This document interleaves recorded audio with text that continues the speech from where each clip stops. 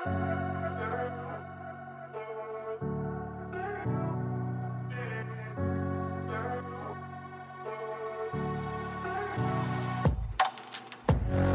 and welcome to Curious Conversations, the podcast where curiosity meets connection.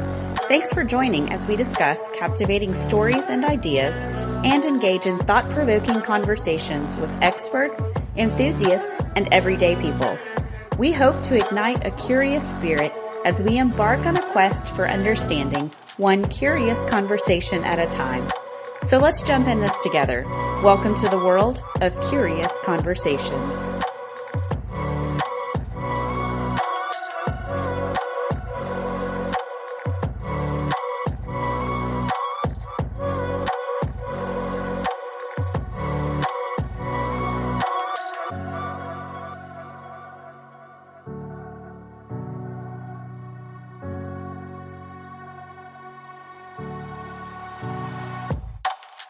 Hello, and welcome to Curious Conversations. We are your hosts, Carly and Mandy, and this week we are back with another episode in our series that we call DocuObsessed. That's right. So we watch all the documentaries and dump the crap and bring to you the ones that we can't stop thinking about. That's right. Well, this was one. It was definitely interesting, and never really let up on the surprises the entire hour and a half that it was playing. And I really think that we both kind of ended up with several topics that we knew were curious and worth discussing. Yeah, absolutely. It brought about a lot of things for me. So the brief overview, though, is that Marcus Lewis and his 18-year-old twin Alex they were really close. They were young, and when Alex ends up in a motorcycle accident, and he's in a coma, and when he comes to, he really only remembers his twin. He's got a relationship with him, no one else. Yeah. And I thought, gosh, that is strange. I mean, to have zero recollection of the first 18 years of your life, like none of your childhood memories are there. But I don't really have any memories from my childhood either. So I don't suppose that's too unbelievable. But yeah, I did have some questions, I wonder how much time he was in a coma, how much time passed and things like that. But he was wearing a helmet and it popped off and he hit his head enough to take and erase his memories. What about you? I mean, do you have a lot of memories from your childhood? I do. I'm really good at remembering, and I mean to a flaw. I drive my mom crazy when I was growing up because she'd like, I know what you're gonna say. You were wearing that yellow dress, and it had the da da da da, and it's just kind of old for people. But yes, I remember back to three on a few things, and I have a really good memory, and I cling to that a lot. So this really hit a lot of things with me. And I'm thinking even when they talked about the twins that the memory of him was almost just like a cellular level, like he trusted him. Yeah, exactly. I think at, some point it was like he was having to relearn so many things and it really kind of gave you a baseline of what he did not recollect. And it was strange, I don't have a lot of childhood memories, but I remember, I mean, there's a childhood there. I can tell you where I grew up. I'm familiar with the home. So to have all of that just all of a sudden, poof, it's gone. I can't imagine at Yeah, all. I'm thinking even if you can't say, those specifics like I'm talking about, there is some sort of trust in that you have a on a subconscious level or whatever, you've got some form, some basis for everything. Even if you're not recalling the specifics, it's what your childhood was, who the people in your childhood were. Yep, absolutely. Well, there ended up being a lot that came to light throughout the documentary that we're talking about today. But before we dive in, we do want to share with you this week's curious dish. And this is the part of our show where we dish about the most curious thing that we've seen this week. So, Mandy, what you got? Okay. So this is a little different. It was curious to me, but so we watch a lot of old classic TV at our house. I've always liked the old black and white shows. I just, that seems such a contradiction to all these curious things we talk about. To talk about watching these traditional shows with I know. all the morals and the sweet little stories that may or may not be true to life. But anyway, we do watch a lot of that, and so I'm watching Leave It to Beaver. And I've never noticed this before, even though I think I've seen the credits, heard the words a gazillion times. So Joe Conley pops up, and I know I've seen that name, but I forget the wording when it was coming out or going off, but it indicated to me that they sort of went to him for guidance on the show and the storyline or whatever. Like I said, I forget the verbiage, but I'm like, that sort of sounds like maybe he had a hand in this or it was a personal story. So all this time, I did not know this, but I looked him up, and sure enough, this is about his time as a child visiting New York in the summer. And it was based on that. Really? Yeah, did you know that? No, not at all. Okay, I didn't even know the show was in New York. And I've Okay. watched it a Well, million times. I have not watched it much. So, yeah. Yeah, that Okay. was So, weird to me. what are some others? Because I'm into all of those older shows too. Yeah, so I love Lucy. We watch Andy Griffith, I think, every day. Leave It to Beaver came to me later. Like I didn't see that as a kid for some reason. I saw that as an adult, and it's probably one of the more unrealistic ones. But I Hmm. just am really comfortable with those characters, and I even like I follow that on Facebook. I follow Jerry Mathers. He's still getting around. I The love beaver is it. still out there. Oh, that's awesome. Yeah, I love all of those shows, but I too really didn't get into them until I was an adult. But now, yeah, I love Lucy's probably top favorite. But I Dream of Jeannie. You like that one? I Yeah, love so I that one. used to watch that a lot. Hmm. Yeah, there was some that I used to watch that I don't watch now, and then some of like Andy Griffith I've seen my entire life. But I used to watch Gilligan's Island too. That was Yes. another one I watched in the afternoon. I think it was that back to back with Scooby Doo came Yep. on around that So time. good. I laid in bed and watched like old cartoons for hours the other night. So yeah, just that nostalgia. Love it. It's cozy.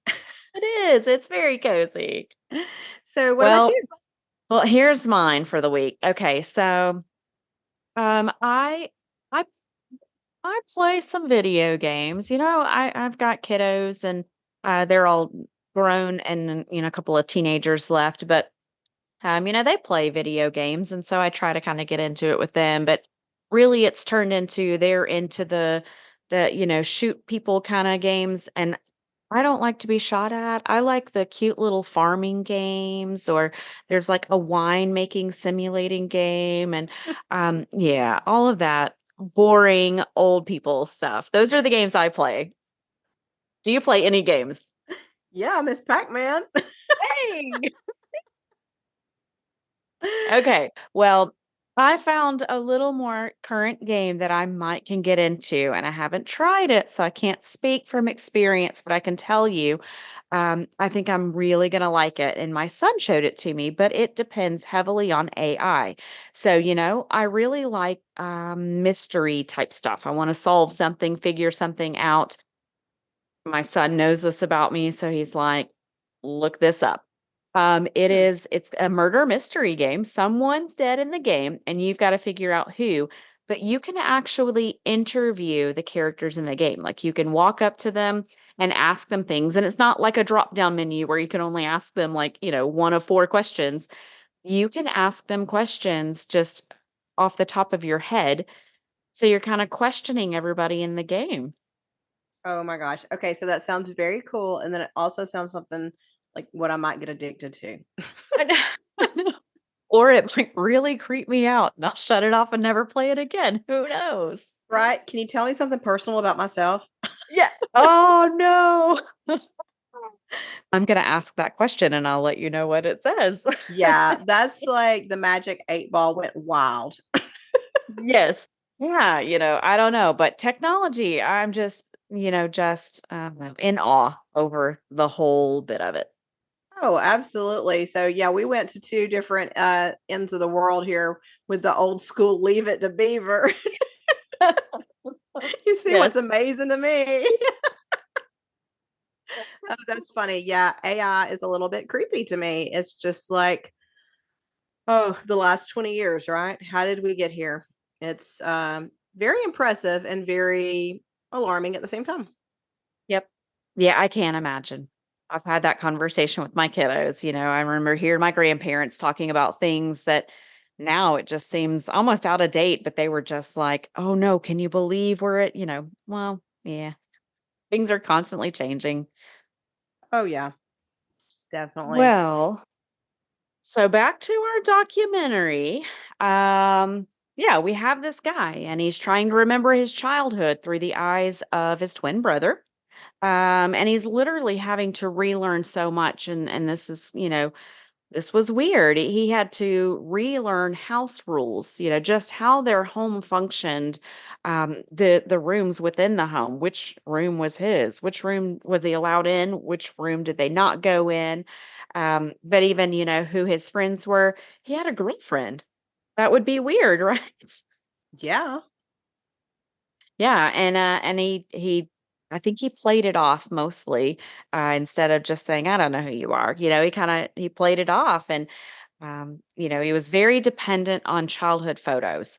And I think that, the brother kind of dug through, and there was that automatic, well, photos show the good times. Photos don't show the bad times. And I think the brother even said that in the documentary. You take photos at a wedding, you don't take photos at a funeral. Um, so there were those good memories that he was bringing out from these boxes of photos, and I think the guy ended up taking a lot of photos because he was afraid he would lose those newly formed memories too. Yeah. So I went through different feelings and watching this. It was just like you go through one thought process and then something else is brought up and you think about that. And right off the bat, a lot of different things came to my mind. So when he was talking about this and talking about going home with people who are essentially strangers to him, I'm thinking, how do you do it? How do you do it? And what is your mind if it's blank? What's it thinking? It's kind of, I don't know what that, I can't imagine what that feels like when there's no connection at all. I mean, I'm guessing that's terrifying, but he also probably, I wonder if on some innate level, he thought, well, what they're saying is true because why would you leave? At that age, why would you leave the hospital and go home with people? So I wonder if there's almost like a cellular connection and just intuitively you think, I don't remember it, but okay. Yeah, the I believe his brother said, it was Marcus was the brother, and he said, anything I told him, he just believed me. But I mean, really, what choice did he have? He didn't have anybody else. That was the only person that he connected with. And when he woke up, he said his name, you know, but there's something there with twins. We've talked about twins before. Yeah, and so he clung to him, really. He basically fed him all of his memories, which then he talks about building memories upon that information he's given, which was really interesting to me how the brain works, how it fills in those spaces, those empty spaces. And that's why they say it's a little bit even like people who are in psychotherapy, they don't rely as much on the memories because we can contort those and make that into something that may not be reality because it's peppered with movies, it's peppered with other people's stories, and what you have in the end is really, I almost don't want to know just how much it's altered, to be honest. Hmm. Yeah, yeah. I thought about that when he was talking about, we would show him a photo and say, "This is from blank," and he just allowed him to fill in his own memory around that photo. And I thought, with me not remembering, I mean, I seriously, my earliest memory, I know my sister's in it, and we're 8 years apart, so I don't have anything prior to probably being 8 or 10 years old at all. And beyond that, I think a lot of it comes from hearing someone else talk about something or seeing a photograph.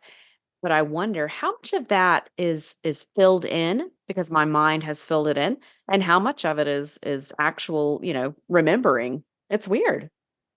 Yeah, it is weird. It's, I was thinking about my early memories and all, and it is like they said, the pictures and all are good memories, and I can look at a picture and I can tell you about something that I think's my memory, but how much of that is what, my parents told me or that's been passed down.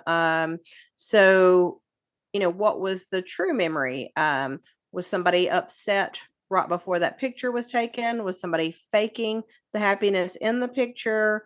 Was it not really a vacation somewhere? It was somewhere close. All the little things that this guy was automatically creating. And I'm thinking with the things that he also forgot the concept of those memories and how they're formed and how your mind does that because he didn't ask for the details. Right. He just took what he was given. Yeah, absolutely. Absolutely. I think the strangest thing for me, and it'll be off on a little bit of a bunny trail, but I remember when I was little spending the night at my grandparents' house.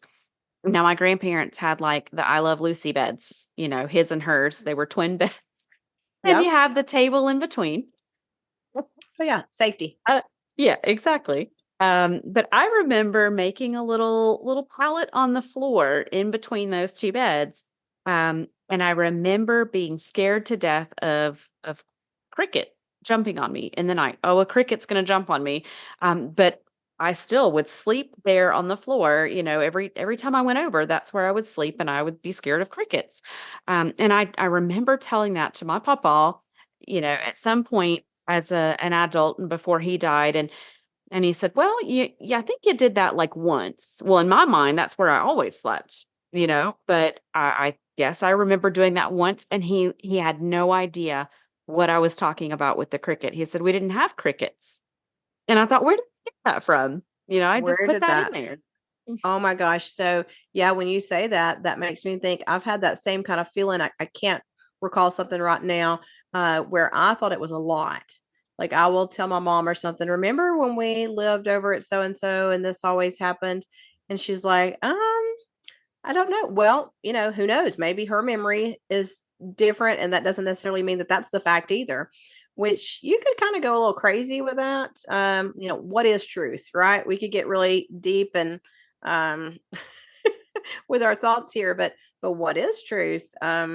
Because it is changed by everything that makes up who we are. You might have seen something with a cricket at that time. Yep. Who I don't knows? know. Who knows? Maybe you did see the cricket, but nobody else saw the cricket at that time. So you put that together. Who knows? They should have believed me. There was a cricket somewhere. Nope.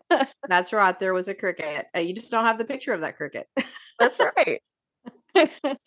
Well, eventually, the story in our docu series it takes a very dark turn, and we kind of decided that we wouldn't go into the details on that, but I do, go watch it for yourself. It's called "Tell Me Who I Am," and it's very good. It's definitely eye opening. It will prompt you to think through some things, but we're not going to talk about the dark parts rather than to just say there were some very terrible things that he just didn't remember.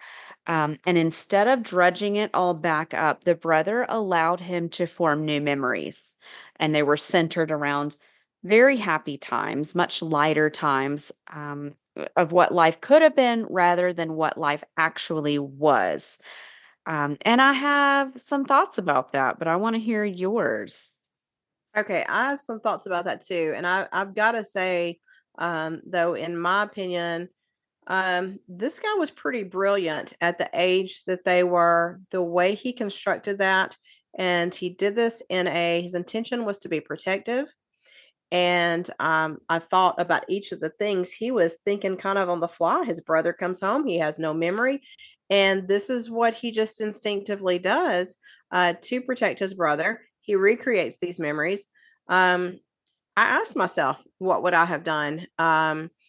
And, you know, I'm thinking from a traumatic standpoint and from the things that make us who we are. If we've had really bad things, I don't know that that would be our go to when somebody is struggling. They have no memory. Why would we add trauma to that? I don't know what I would have done, but I don't think I would have just told all the bad things. I can't imagine doing that.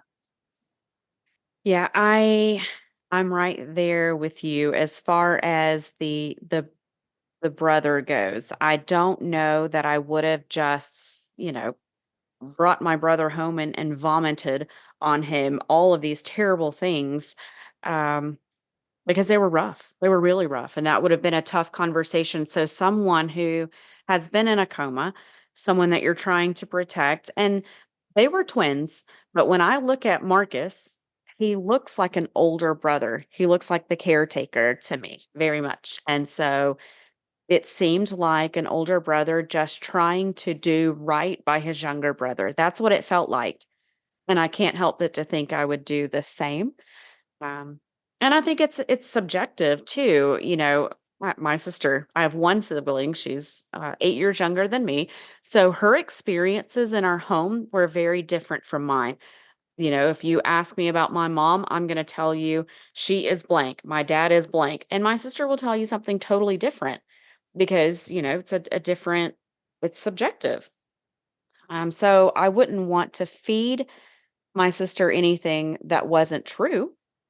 So who knows? He didn't know how his brother felt exactly.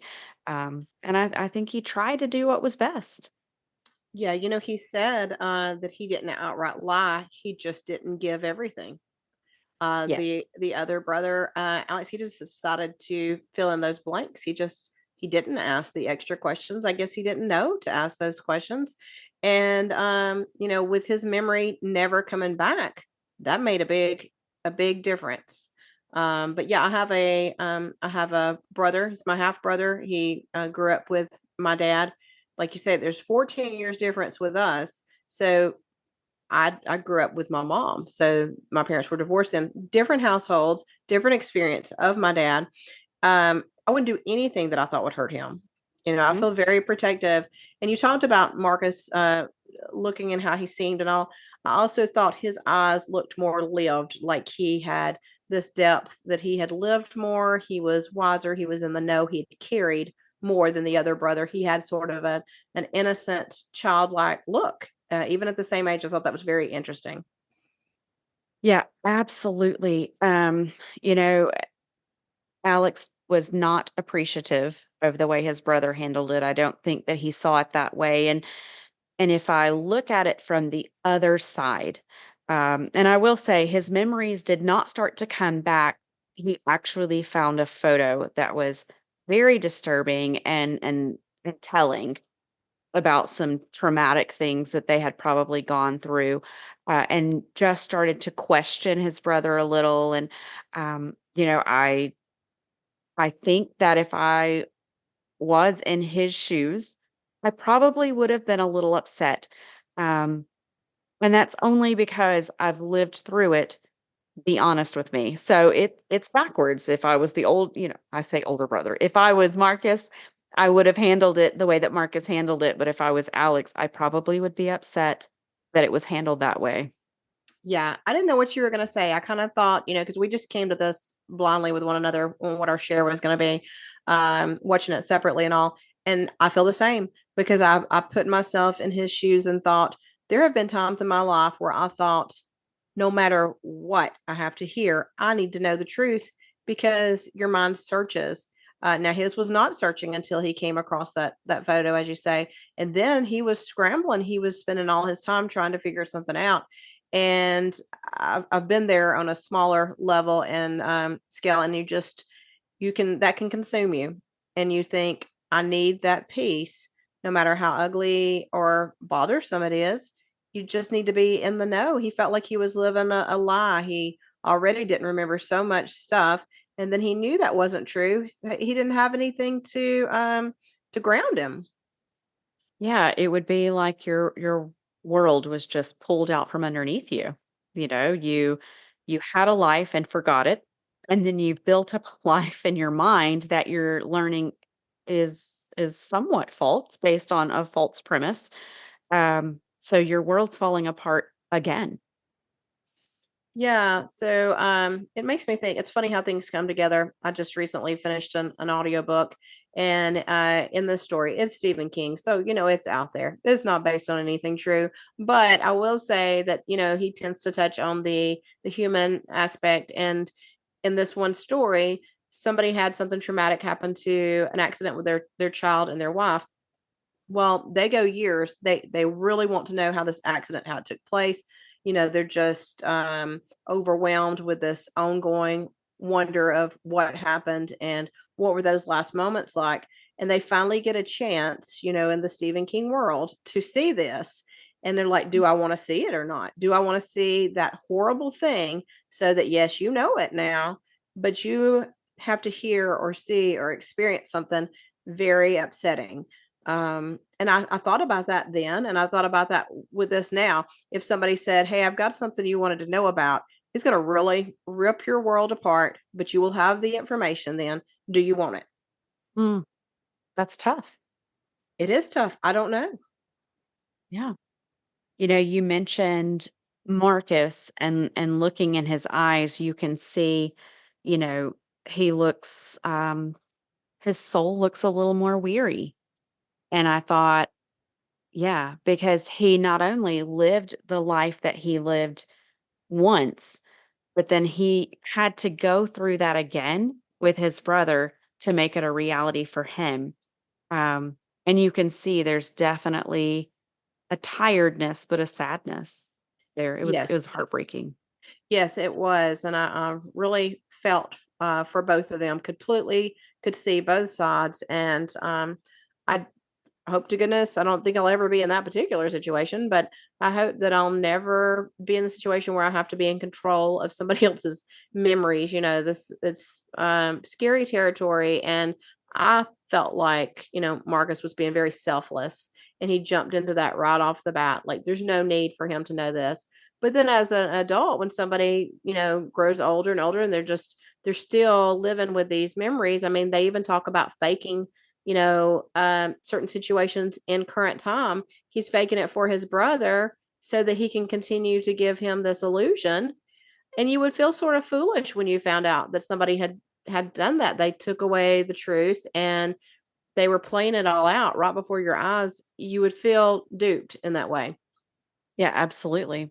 But and I don't know if you caught this, but Marcus even said in recreating that world for him, I was recreating that world for me. He was also trying to set up his own happy memories from something so dark and twisted.